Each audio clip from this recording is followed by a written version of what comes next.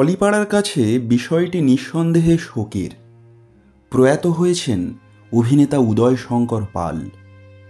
সেই উদয় শঙ্কর পাল যাকে আপনারা দেখেছেন আত্মরামের চরিত্রে কালজয়ী ছবি ভূতের ভবিষ্যতে। দরিদ্র বিহারি হাতে টানা রিক্সাওয়ালা চরিত্রে অভিনয় করে তাক লাগিয়ে দিয়েছিলেন উদয় শঙ্কর। তাঁর নামের আগে বসেছিল আত্মরাম কথাটি।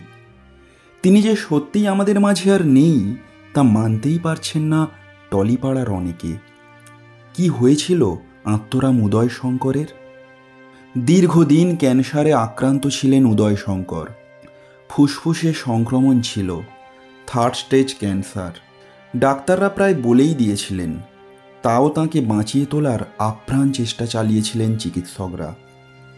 প্রথম দিকে বাড়িতেই ছিলেন, তারপর তাঁকে হাসপাতালে ভর্তি করা হয়।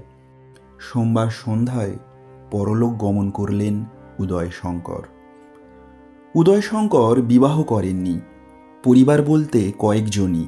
হাওড়ায় থাকতেন দাদার সংসারে। তবে উদয় শঙ্করের সর্বস্ব ছিল অভিনয়ের সঙ্গে মিশে।